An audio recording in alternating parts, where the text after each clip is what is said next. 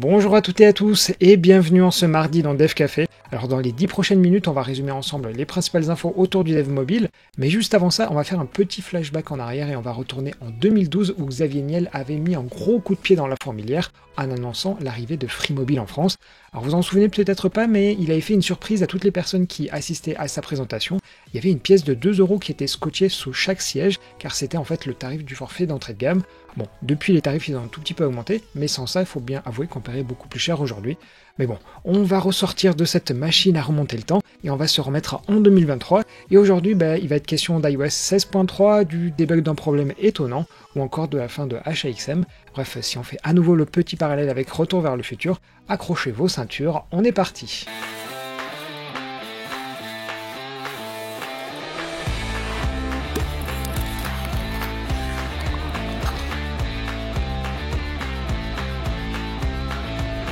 On commence par une info assez brève qui pourrait vous intéresser puisqu'il s'agit d'un bon plan, et Humble Bundle qui est d'ailleurs plutôt connu en fait pour des listes de jeux peu chers et dont les bénéfices sont reversés à des associations. Ils le font aussi pour des livres et des cours. Et en ce moment, vous avez dans sa version complète 42 cours autour du dev et ça pour un peu plus de 23€. Alors pour ce tarif-là, vous avez du web, du Kotlin, de l'iOS, du TensorFlow, du React Native et j'en passe.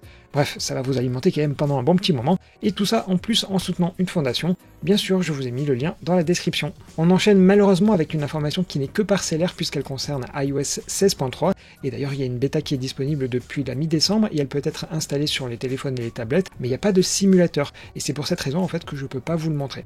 Mais selon le message que j'ai retrouvé au fin fond de Reddit, il pourrait y avoir des changements sur la manière dont les permissions sont gérées. Alors aujourd'hui en fait quand vous allez dans les paramètres du système, vous avez accès à une application et depuis cet endroit-là, vous pouvez voir les permissions comme les photos, le calendrier et donc voilà, vous passez vraiment par cet écran dédié par application.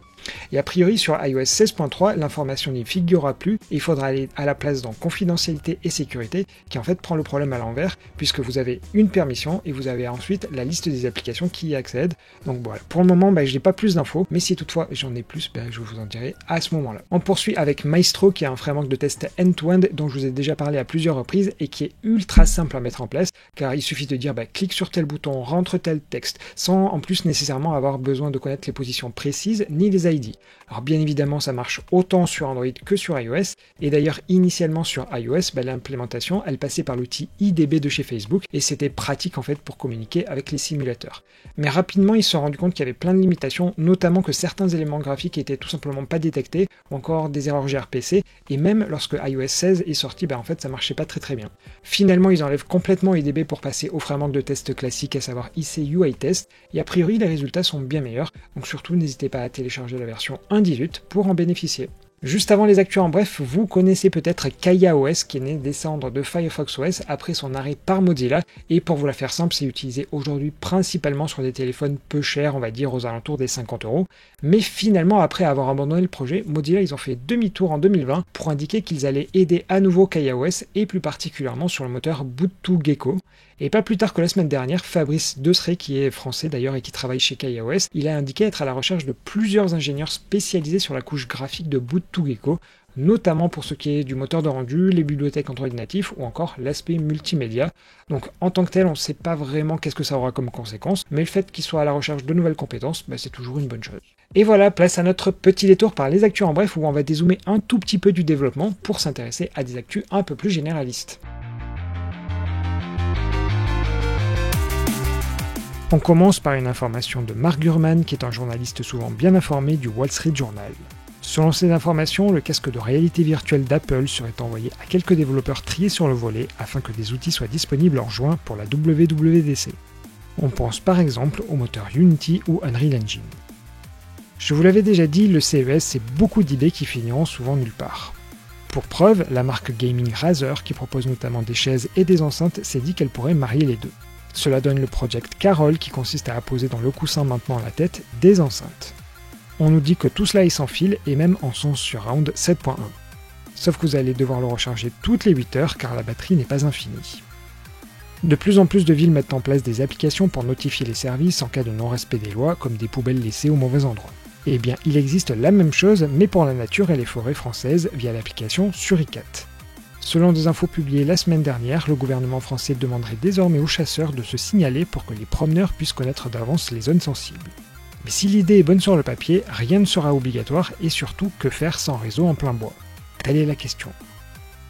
En revanche, une bonne nouvelle pour les malvoyants puisque selon des statistiques, 9 personnes ayant des déficiences visuelles sur 10 ont déjà été victimes d'erreurs ou de fraudes lors d'une opération de paiement par carte. Pour y remédier, le groupe Thales a créé une carte qui contient une puce Bluetooth. Par ce moyen de communication, elle pourra transmettre le montant des transactions vers un système sonore.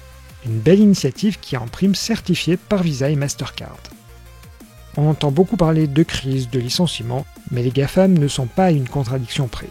Les locaux de Meta sont situés à Menlo Park en Californie, dans les anciens locaux de Sun Microsystems. Et comme dans un peu toute la Silicon Valley, la voiture s'impose pour les déplacements. Mais Meta avait une idée en tête, relancer une ligne de chemin de fer pour faciliter l'arrivée des employés. Plus de 20 millions de dollars ont été dépensés pour au final finir aux oubliettes entre magouilles politiques et impatience de Facebook. Et on termine par une image insolite pour Kotlin qui n'est pas tout à fait le Kotlin que vous connaissez. Ce ketchup polonais est donc un peu le pendant de la fameuse boîte de spam que vous avez déjà dû voir.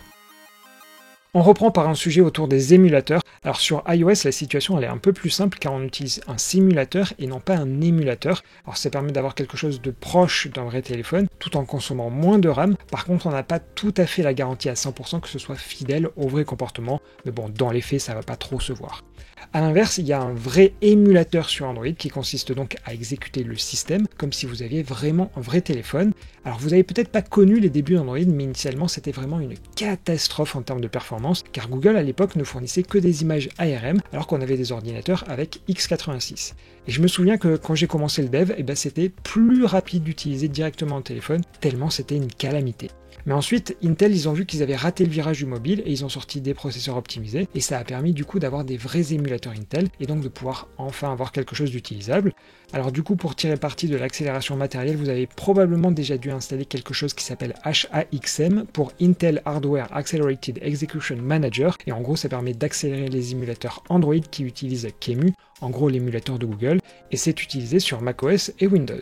Et la mauvaise nouvelle, c'est qu'on apprend qu'Intel a abandonné il y a quelques jours ce projet. Alors si je vous lis brièvement l'annonce, ils indiquent qu'ils ne le maintiendront plus, d'autant plus qu'il y avait des failles de sécurité dessus. Par ailleurs, les éventuels patchs seront tout simplement ignorés. Par contre, est-ce que c'est pour autant un problème pour l'émulateur Android? En réalité, pas tout à fait, car depuis quelques temps déjà, HAXM c'était devenu une solution de backup. Alors sur Windows, c'est un peu compliqué selon Intel et AMD, mais en gros, ils font 100. Sur macOS, depuis Yosemite, ils utilisent le framework d'hypervisor qu'Apple a mis en place, et enfin sur Linux, c'est KVM. Donc au final, quand j'ai lu la news, j'ai cru que c'était vraiment une mauvaise nouvelle, car je pensais que HAXM était beaucoup plus utilisé, mais en réalité, Google avait déjà commencé la transition depuis un bon moment déjà. Donc voilà, la seule problématique, c'est si vous restez sur de vieilles versions d'OS, mais bon, l'intérêt est quand même assez faible. Ensuite, pour faire une césure entre deux grosses news, je ne vais pas vous refaire l'histoire, mais il y a quelque chose qui est sûr et certain. En 2023, il y aura des App Store alternatifs sur iOS, car c'est tout simplement le Digital Market Act en Europe qui l'oblige. Et je vous ai parlé jusqu'à présent des avis positifs comme négatifs là-dessus. D'ailleurs, n'hésitez pas à cliquer sur le petit i pour voir l'épisode de Dev Café dans lequel je vous partageais différents points de vue. Et finalement, au hasard d'un article de Canard PC, je me suis rendu compte qu'on oubliait potentiellement un sujet. Alors comme vous le savez, sur le PC, c'est vraiment open bar, puisqu'on peut acheter des jeux sur Steam, l'Epic Game Store, GOG, et comme ça, il y en a des dizaines et des dizaines. Mais dans l'exemple du jeu Goat Simulator 3 ici, initialement il devait sortir sur Steam, mais a priori en fait Epic Games ils ont sorti le chéquier et ils en ont fait une exclue. Sauf que le jeu, ils utilisent la bibliothèque Steam Input qui est nécessaire pour avoir les manettes qui fonctionnent. Et il faut d'ailleurs que ce soit lancé via Steam. Résultat, aujourd'hui, pour que ça puisse marcher, il faut que Steam lance l'Epic Game Store qui lui-même lance le jeu. Comme quoi, vous voyez ici que finalement, avoir plusieurs boutiques, finalement, c'est pas une super bonne idée. Pour terminer, je vais vous raconter une histoire un tout petit peu longue, mais rassurez-vous, à la fin, je suis sûr que, comme on dit, vous vous coucherez un tout petit peu moins bête. Alors, dans l'idée, il y a le gouvernement anglais qui a son propre design system, et ce design system, il a un site pour justement présenter les différents cas d'usage. Sauf qu'un jour, il y a un développeur qui s'est rendu compte que sur Safari, il y avait un problème bizarre sur le header du site, car le texte, en fait, il retournait à la ligne alors qu'il le devait pas. Et d'ailleurs, je vous ai souligné ici en rouge là où il y a le problème. À l'époque, le bug, il était reproductible que sur les previews de Safari. Du coup, ils se sont dépêchés de soumettre un bug, vu que, comme vous le savez, sur iOS, la WebView, c'est forcément WebKit, et tous les utilisateurs auraient eu le problème. Alors pour vous la faire simple, assez rapidement, il y a des ingénieurs de WebKit qui ont dit avoir trouvé le problème, et 3 mois plus tard, c'était corrigé sur une nouvelle version preview. Sauf qu'en réalité, ça venait pas vraiment de la faute de WebKit, car si on regarde ça plus en détail, le problème c'est que les mots reviennent à la ligne alors qu'ils le devraient pas. Et on le voit bien ici en prenant le texte Hello espace Word et un saut de ligne, sachant que j'ai oublié d'ailleurs de vous le préciser, mais ça a beaucoup son importance ici, ils utilisent une police custom. Sauf que vous le savez peut-être pas, mais même si le caractère de retour à la ligne, le fameux \n, il fait normalement 0 de largeur, en réalité, chaque police fait un peu ce qu'elle veut avec ce caractère, car au final c'est toujours interprété normalement par les moteurs graphiques comme faisant 0 de largeur. Mais ici, le problème c'est que la personne qui avait créé la police, elle avait fait un caractère \n avec une largeur plus grande que l'espace. Et ce que WebKit faisait, c'est que lors du calcul, il cherchait s'il y avait suffisamment d'espace pour afficher le Hello World, y compris avec le fameux caractère de saut de ligne, sauf qu'il n'y avait pas assez d'espace, et c'est pour cette raison qu'il sautait la ligne. Bref, au final, vous dites que c'est peut-être pas grand-chose, mais eux, ça leur a pris des heures et des heures pour débugger, pour en arriver à cette conclusion. Donc du coup, comme je vous l'ai dit, j'espère que vous coucherez moins bête ce soir. Et enfin, je suis tombé sur un outil qui s'appelle Compiler Explorer, qui n'a rien de nouveau, parce qu'en fait, il existe depuis bientôt 11 ans. Et sa particularité, c'est que vous pouvez compiler du code sur plein de langages, comme du C ou du Pascal par exemple, mais plutôt que d'exécuter ce code, comme dans n'importe quelle IDE, cet outil, il va vous montrer quel est le code généré en assembleur. Et donc ça va vous permettre de mieux comprendre ce qui se passe derrière chaque instruction. Et l'avantage, c'est qu'il y a plein de langages qui sont supportés, notamment pour le mobile, il y a du C#, du Dart, du Java, du Kotlin et même du Swift, presque la totale en gros. Alors certes, c'est clairement pas un outil qu'on va utiliser tous les jours, mais si vous êtes à la recherche d'optimisation ou même que vous voulez mieux comprendre ce qui se passe derrière le langage, vraiment c'est un outil super intéressant. Donc pour rappel, c'est Compiler Explorer, et en plus c'est gratuit, il y a juste des petites pubs de sponsoring, mais vous pouvez les fermer. Et voilà pour les principales infos à retenir aujourd'hui. En tout cas, si cet épisode vous a plu, n'hésitez pas à le partager autour de vous. Et pour rappel, je vous donnerai rendez-vous ce jeudi à 12h30 pour une annonce surprise en direct. Mais bon, en attendant, je vous souhaite à tous une bonne journée et on se dit à demain.